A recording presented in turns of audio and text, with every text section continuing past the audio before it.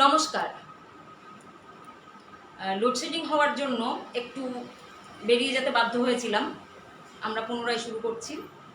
প্রাইসের সকল শ্রোতা দর্শক বন্ধুদের স্বাগত।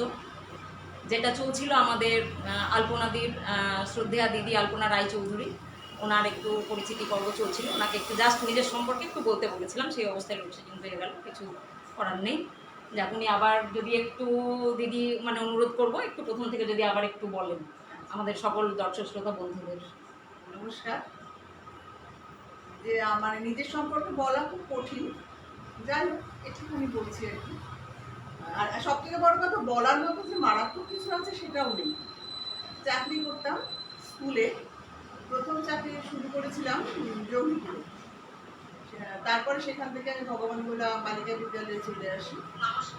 তো সেই যে ৩৯ বছর ধরে আমি চাকরি করেছি, সেই চাকরি করার ফাঁকে ফাঁকে বিভিন্ন ধরনের জনকল্যাণমূলক কাজের একটা নেশা ছিল, যাকে সাধারণ ভাষায় আমরা বলে থাকি ঘরের থেকে বোনের নেশা, এরকম একটা নেশা ছিল।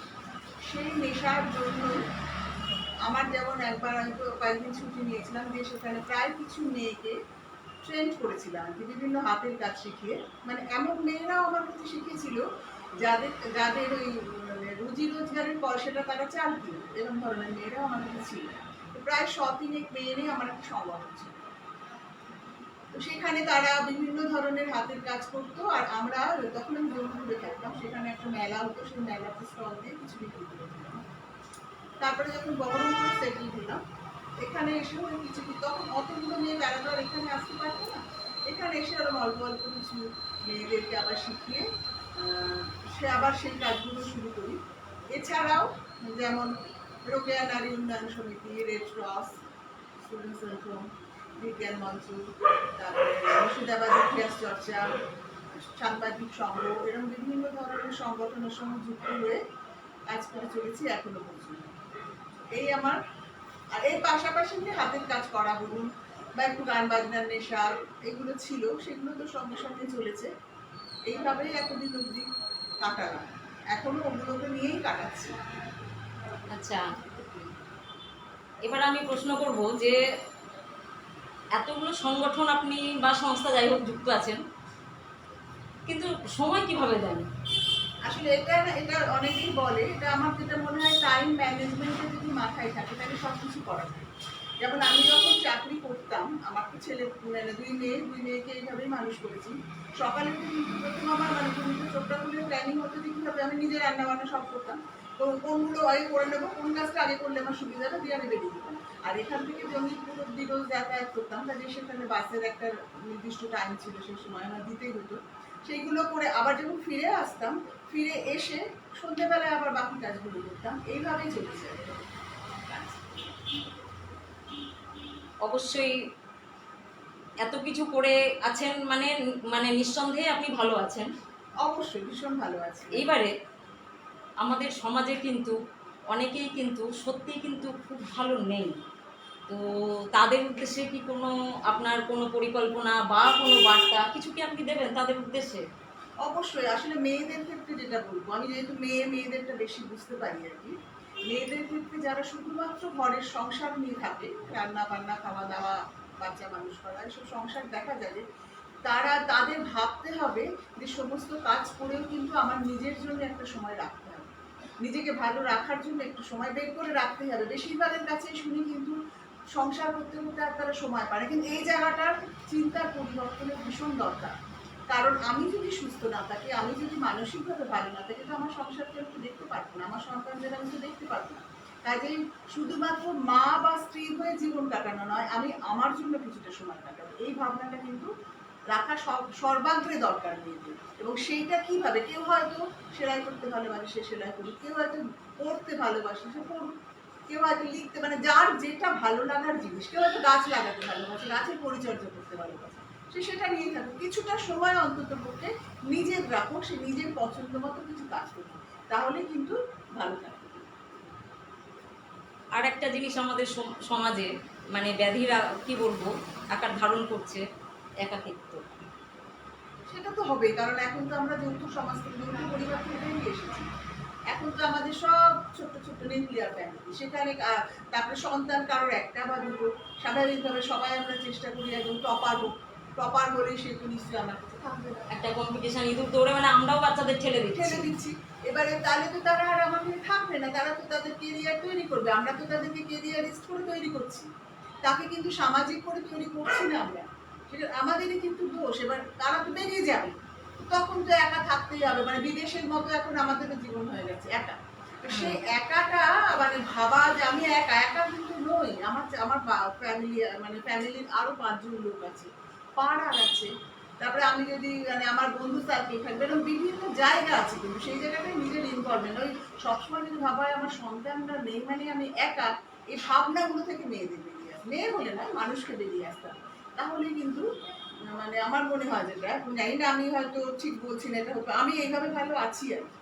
সেই কারণে বলছি, তাহলে কিন্তু অনেকটা ভালো থাকা যায়। এই যেমন করোনার সময় আমি কিন্তু পুরো বাড়িতে একা ছিলাম, আমার মেয়েরা তো সব দূরে দূরে, আমার কিন্তু একদিনের জন্য মনে হয়নি একা, একদিনের জন্য মনে, আমি আমার কাজকর্ম নিয়ে ব্যস্ত থাকতাম।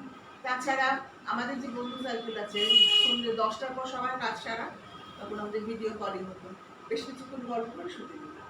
কোনোদিন একবারে এক মুহূর্তের জন্য মনে হয়নি যে আমি একা, সুন্দর কেটে গেছে কিন্তু আমার।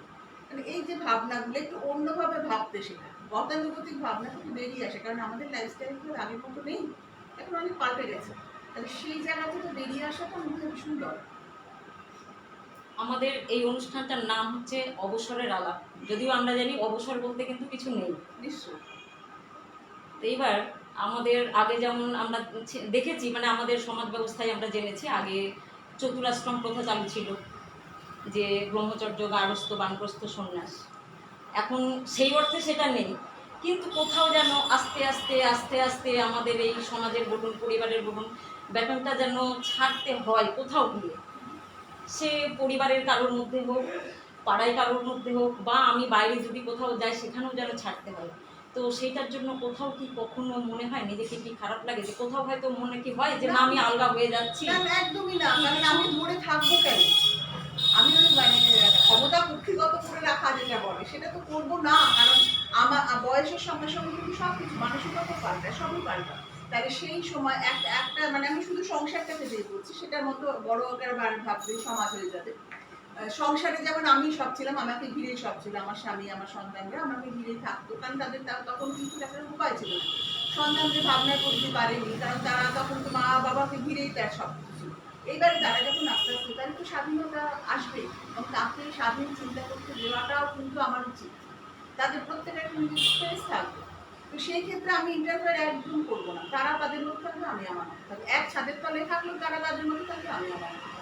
সেখানে যদি আমি ইন্টারফেয়ার করতে চাই, আমারই ক্ষতি, কারণ একটা পূর্ণবয়স্ক মানুষ, তার তো স্বাধীনতা মানে স্বাধীন ভাবনা কিছু থাকবে, স্বাধীনতা কিছু থাকবে। আমি যেমন বলছি এটা আমার ভালো লাগে না, করিস না, সেও তো বলবো মা তোমার ওটা ভালো লাগে না, করবো। তাহলে এই যে একটা বাদানুবাদের দরকার নেই, তুমি তোমার মতো যেরকম ভাবে আছো ভালো থাকো, আমি আমার মতো আছি ভালো থাকো। এটাই আর কি। এইবার একটু অন্যদিকে যাই, ছোটবেলা কোথায় কেটেছে, পড়াশোনা? আমার ছোটবেলা কেটেছে রঘুনাথগঞ্জে। আচ্ছা। আমার বাপের বাড়ি আচ্ছা, রঘুনাথগঞ্জে। ওখানকারই মেয়ে? আমি ওখানকার মেয়ে, আচ্ছা। পড়াশোনা করেছি রঘুনাথগঞ্জ গার্লস স্কুলে, সেখান থেকে গেছিলাম যোগীপুর কলেজ, তারপরে তো মাস্টার ডিগ্রি করতে, আর সেটা পরবর্তী এখানে বিএড করেছি। আচ্ছা আচ্ছা। এইবার একটু পরিবারের দিকে আসি, পরিবারে কে কে আছেন?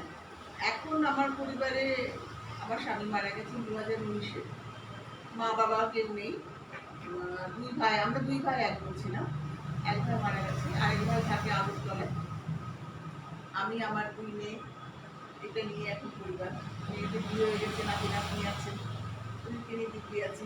আজকে যেমন সব আমার বাড়িতেই আছে, ষষ্ঠী আছে কালকে, হ্যাঁ হ্যাঁ হ্যাঁ। সে দেশাও এসেছে, আমার এখানেই আছে। তো মানে বড় তাহলে- জামাই আসতে পারে না, ও তো দূরে থাকে, কাজেও আসতে পারে না, মানে খুব ব্যস্ত সময় থেকে আমরা একটু কেটে নিলাম তাহলে। মানে কাল ষষ্ঠী, উনি মেয়ে জামাই নিয়ে আনন্দ ষষ্ঠী করবেন, সেখান থেকে আমরা কিছুটা সময় কেটে নিলাম আমাদের এই আলাপচারিতা, এই আড্ডায় বসার জন্য। আড্ডা তো অক্সিজেন, কাজেই আড্ডাটা অক্সিজেনটা পেলে কালকের কাজটা আরো ভালো হবে, হ্যাঁ। কাছে কোনো ব্যাপার নেই। এবার আমি মানে ওই আলাপচারিতায় মানে যখন দিতে দিতে শুনলাম যে ভগবান বলে ওখানে কিছু মেয়েদের নিয়ে কিছু কাজ আপনি করেছেন।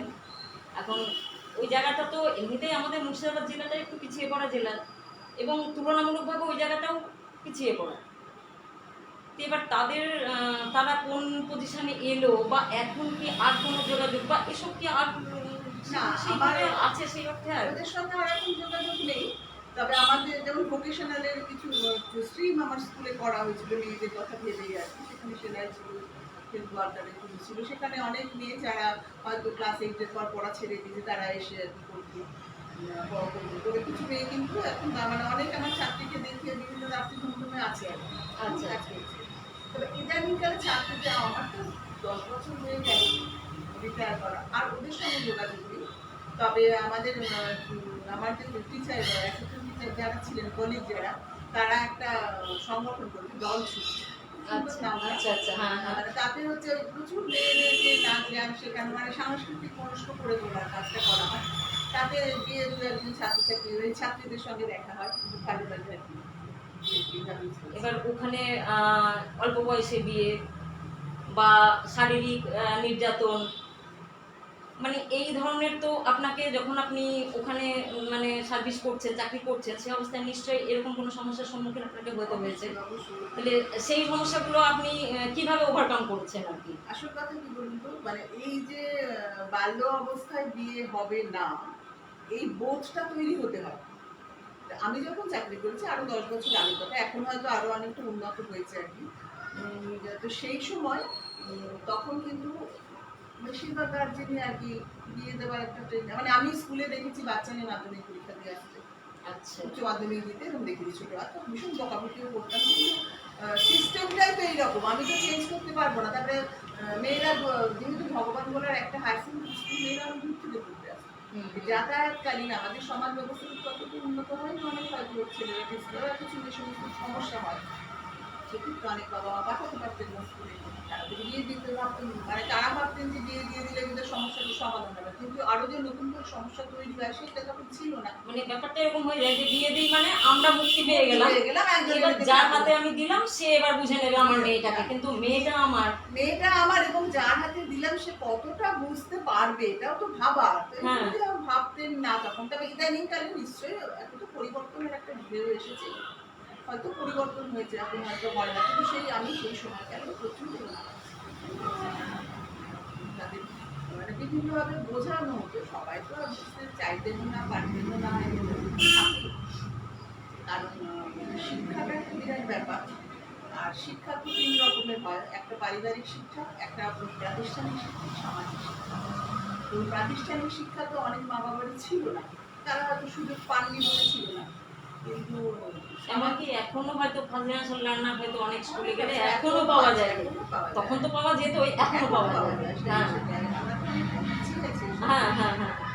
এই শিক্ষাগুলো সংরক্ষণ না হলে সমস্যাগুলো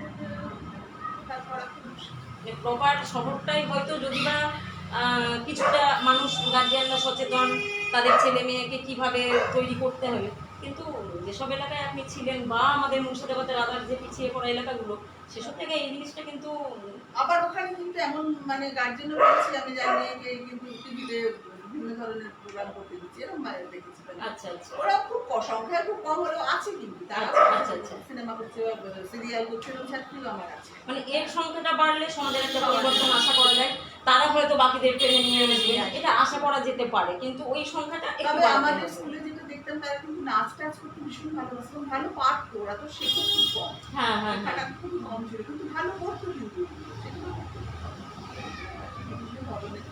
মানে সামাজিক ব্যাধিগুলো থেকে তো এখনো মুক্ত হয়নি সব জায়গাতে। আমাদের শহরেও খুঁজলে হয়তো আমরা এরকম পাবো, হয়তো হ্যাঁ হ্যাঁ, এই আজকে 2024-এ দাঁড়িয়ে হয়তো তুলনায় কম পাবো, কিন্তু পাবো।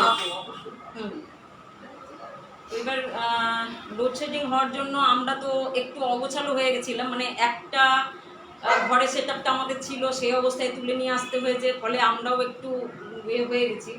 তো অনেকক্ষণ কথা হলো, আমরা দিদির কাছে এবার একটা গান শুনতে চাইবো। দিদি তো গান হয়তো ওনার আঙুলের একটু প্রবলেম, বাজানো একটু অসুবিধা বলছেন, তো উনি বলছেন যে জানি না কতটা পারবো, কিন্তু আমার বিশ্বাস যে উনি ভালোই পারবেন, এবং সেটাই আমরা একটু এখন শুনে নিই।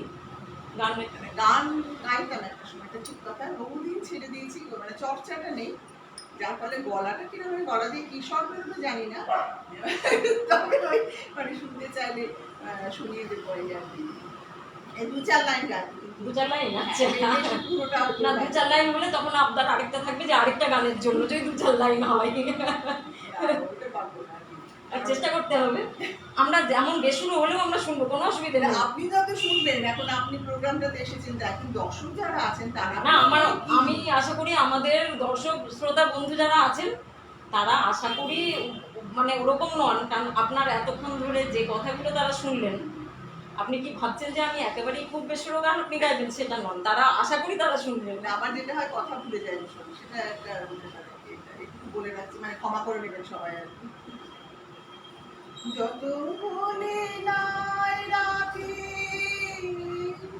মলিন হয়েছে বাকি, যত বলে নাই রাখি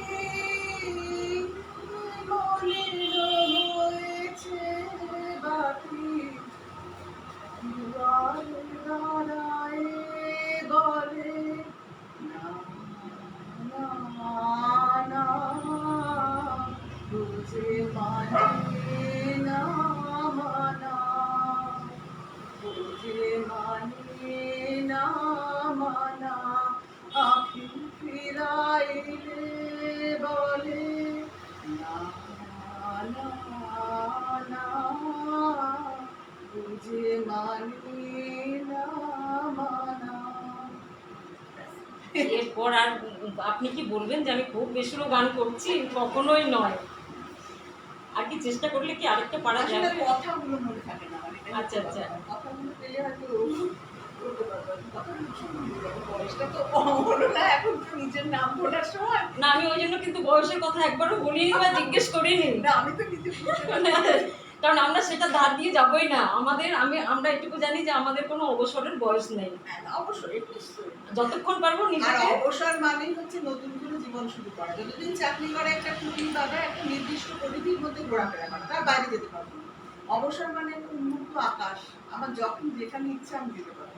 আর এই জন্য আমি অবসরটা খুব ভালোবাসি। আচ্ছা, তাহলে কি আমরা একটু হাতের কাজগুলোকে একটু এবার দেখে নিই?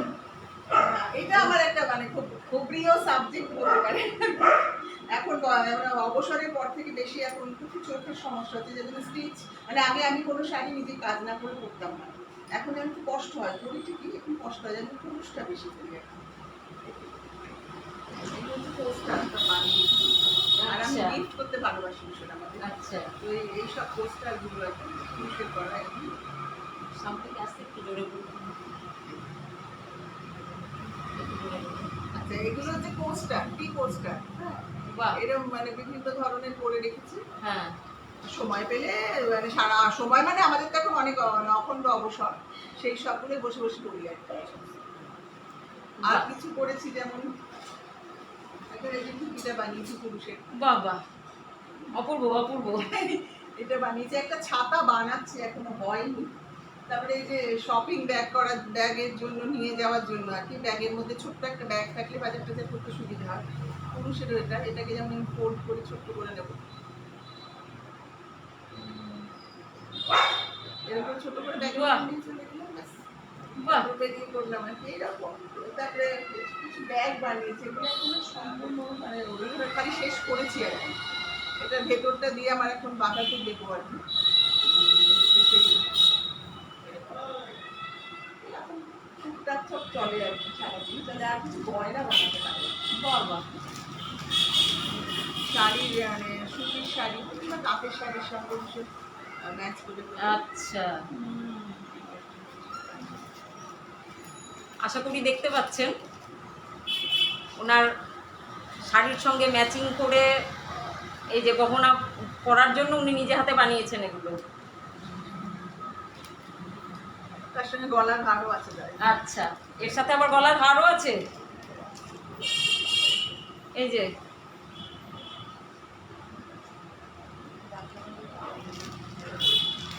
তারপরে এই ধরনের টেবিলে যে একটা ফুলদানি পেতে রাখলেন, একটা হ্যাঁ, ফুলদানি হ্যাঁ, হ্যাঁ। থাকবে।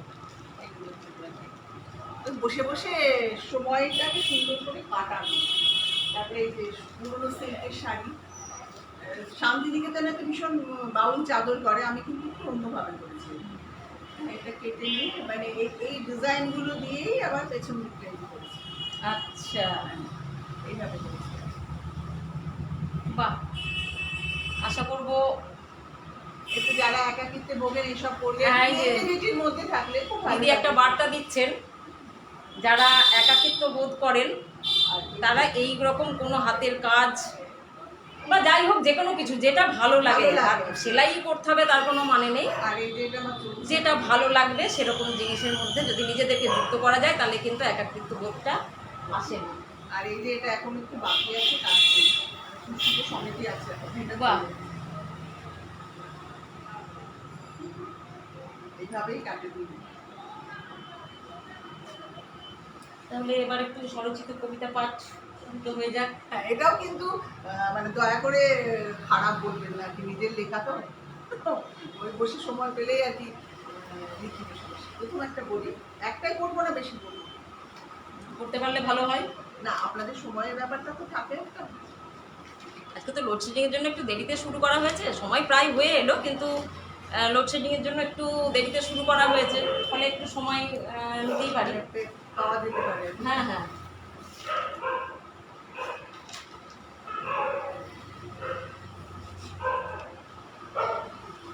কবিতার নাম অমৃত সুচিত্রা। রেল লাইনের ঠিক পাশেই তার ঝুঁকি, সূর্য আলো আর তাপ নিয়ে প্রবেশের ছাড়পত্র পায় না। সেই ঝুপড়িতে বসে রেলগাড়ির চাকা গুনতে গুনতে হয় সংখ্যার সঙ্গে পরিচয়।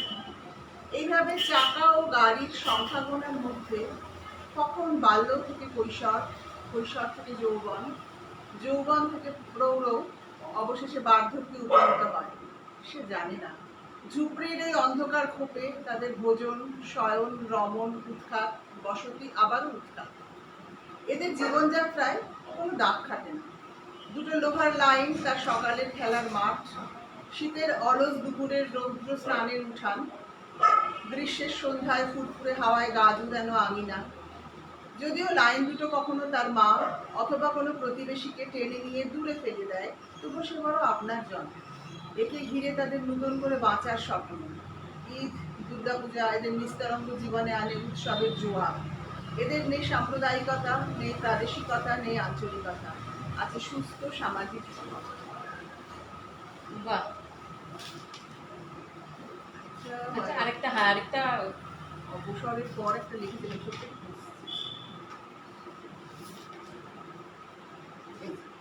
এটা হচ্ছে অবসরের পড়শি, মানে রিটায়ার করার পরে পরে পরে লিখেছিলাম। আশরাওড়ার ঝোঁক, বালিচক, অতিকায় পাথর, আদিম যান আমার অবসরের পড়শি। এবড়ো খেবড়ো ধস্ত মালভূমি, ধোঁয়া ধুলো ভরা নানা শব্দ, শঙ্কিত স্মৃতি আমার পড়শি। পথ চলতি শ্রমিক, ব্যস্ত মানুষ, ঝলসে দেয় ফেলে আসা ব্যস্ততার দিনগুলো। অন্ধকার সুরঙ্গের আদিম দেওয়াল, কয়লার গুঁড়ো মাখা, ছাদ চুঁইয়ে টুকটাক জল, ছোট্ট আলোর অন্ধকার দূর করার ব্যর্থ প্রয়াস, সবাই দোষী। আমার অখণ্ড সময়, অনন্ত সময়ের হাত ধরে সবার পরশ আচ্ছন্ন স্মৃতি চারিদিকে ভিড় করে। বাহ। আচ্ছা, আমি একটু অন্য প্রসঙ্গে যাই। আমাদের ক্যামেরার এই পাশে আমাদের দেখা যাচ্ছে, কিন্তু ওপাশ থেকে যে এটাকে কন্ট্রোল করছে, যে এত সুন্দর ছবিটা দর্শক শ্রোতাদের উপহার দিচ্ছে, আমাদের প্রাইসেরই ছোট বোন। আমি শর্মিষ্ঠাকে অল্প কিছুক্ষণের জন্য বলবো একটু দর্শক শ্রোতাদের কাছে এসে জাস্ট একটু দেখ, একবার একটু কিছুক্ষণের জন্য। আমাদের প্রাইসেরই ছোট বোন, আমি শর্মিষ্ঠাকে বলছি, শর্মিষ্ঠা একটু এসো।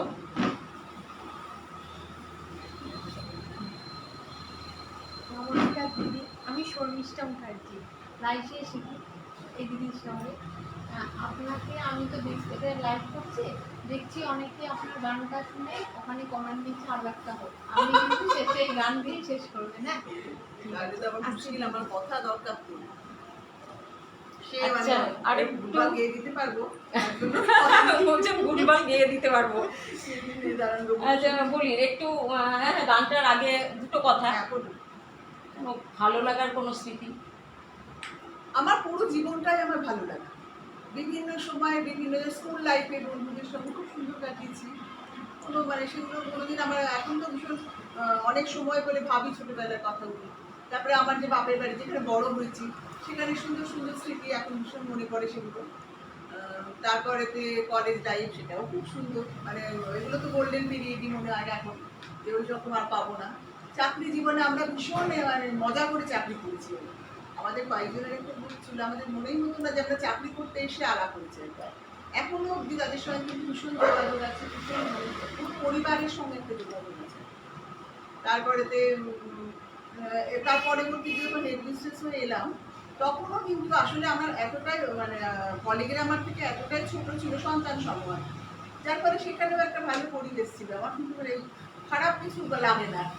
তারপরে এখন এতে এসে তো আরো মানে বেশ সুন্দরই লাগছে, খারাপ কিছু লাগে না, বেশ সুন্দরভাবে আমার জীবন কেটে যাচ্ছে। তবে মা বাবা চলে যাওয়া, হাজব্যান্ড চলে যাওয়া, এগুলো তো একটা দুঃখের স্মৃতি আছে এবং সেটা সবার মধ্যে থাকবে। তবে আমি যেমন মনে করি যে দুঃখগুলোকে সরিয়ে সুখ স্মৃতিগুলোকে নিয়ে বাঁচতে, কারণ ওগুলো তো থাকবেই সবার জীবনে। তো আমার জীবনে নতুন হচ্ছে তার তো না, সে বুদ্ধদেবের গল্প মনে পড়ে একদম। আর গীতাটা আমার যেমন মনে হয় ভীষণ কাজে দেয়, গীতাটা পড়া যায়, বোঝা যায়। প্রত্যেক মানুষের জীবনে কিন্তু প্রতিটা পদক্ষেপে গীতা কিন্তু খুব এফেক্টিভ, যেটা আমি খুব বুঝতে পারি আর কি, আমার তো মনে হয়। আর বেড়াতে ভীষণ ভালোবাসি, যখন তখন আচ্ছা আচ্ছা, তাহলে বেড়ানোর একটা কোনো ভালো কোনো মানে অভিজ্ঞতা আমাদের সঙ্গে একটু বেড়ানো মানে কি বলুন তো, আমি যেমন রিটায়ারমেন্টের পর বেশি বেরিয়েছি। আমি লাদাখ গেছি তখন 69 ইয়ার্স আমার, স্পিতি গেছি তারপরে বছর। তো এইসব জায়গা ঘুরেছি। প্রথম লাদাখ মানে তো আমার ভীষণ ভয় ছিল যে পারবো কি পারবো না, অনেক চেষ্টা করেছিলাম কিন্তু কোনো কষ্ট না, সুন্দরভাবে ঘুরে এসেছি। স্পিতি যখন গেলাম তখন ওই যে মানালিতে যে ডিজাস্টারটা হলো তারপরে স্পিতি সবাই না করেছিল যে যেতে হবে, কিন্তু তারপরে গেলাম এবং কোনো ওষুধ কিন্তু নিজে শুধু ওষুধের সাথে করি, অত হাই আর এবং একদিন আমরা উঠলাম 6,500 থেকে 12,000 ফিটে উঠলাম, মানে একদম সব অতটা ডিস্টেন্স ভাবুন, কোনো অসুবিধা হয়নি, একটু মাথা ঘুরবে সেটা খুব স্বাভাবিক, ওটাকে ভাবতে চলবে। মানে বেড়ানোর স্মৃতিগুলো, আমরা তো একটা গ্রুপে বেড়াতে যাই, আমাদের একটা মানে বহরমপুরে আমাদের একটা গ্রুপ আছে আর কি, সবাই মিলে যায় সেখানকার। এবার লাস্ট গেছে একটু জুলাই যাবো অপনা, তো সে বেশ সুন্দর থাকে, দারুণ বেড়ানোর এগুলো খুব ভালো। জুলাই মানে বেড়ানোর একটা টিম আছে নিশ্চয়ই আমাদের একটা আছে সেই মানে সবার সঙ্গে একটা মিলিতভাবে ঘুরে বেড়ানোর একটা আনন্দ কিন্তু আলাদা। ওই জন্যই ভালো লাগে, একা একা গেলে তো ভালো লাগে না না না, ভালো লাগে, বেশ আছে আর কি, ভালোই চলে সব। প্রায় শেষের দিকে আমাদের আর এখন মানে একটু ইয়ে হয়ে গেল, উল্টোপাল্টা হয়ে গেল, দিদির গিটারটাও শোনা হলো না, যা গানটা শুনলাম হাতের জন্য। তাহলে এবার শেষের দিকে একটা গান আমরা শুনি। আমি জানি না যতটুকু মনে থাকবে আমি কি ভালো লাগছে শুনে, ভালো বলেছে, কারণ আমি তো জানি আমি কি গাই। যাবো না যাবো না যে রইল বসে ঘরের মাঝে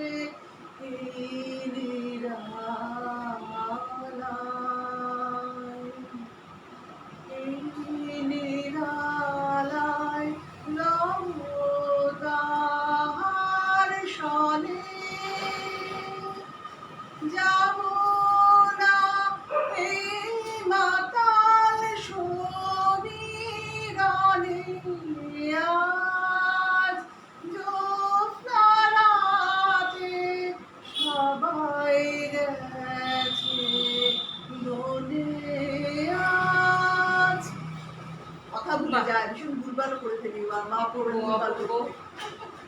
আমাদের এই লাইভ প্রোগ্রাম এখানেই শেষ। তবে আরেকটা কথা, প্রাইস আমাদের নারীকেন্দ্রিক একটা সামাজিক সংস্থা, তো ভবিষ্যতে আমরা আপনাকে আমাদের পাশে কিভাবে পাবো প্রাইসের জন্য? যে কোনো সময় যেভাবে ডাকবেন আমি সেভাবে আছি, আমার তখন অনেক সময়।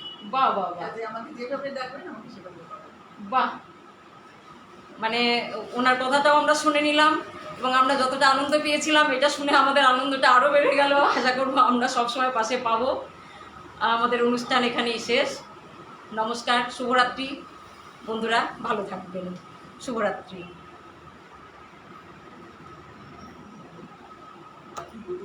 গান শুনলে তোমার ভয় গান গাইলে মনে হয়। শুভরাত্রির পর ফিনিশ করে দেবেন। হ্যাঁ কিরকম হলো ওপার থেকে তো তুই দেখছিস?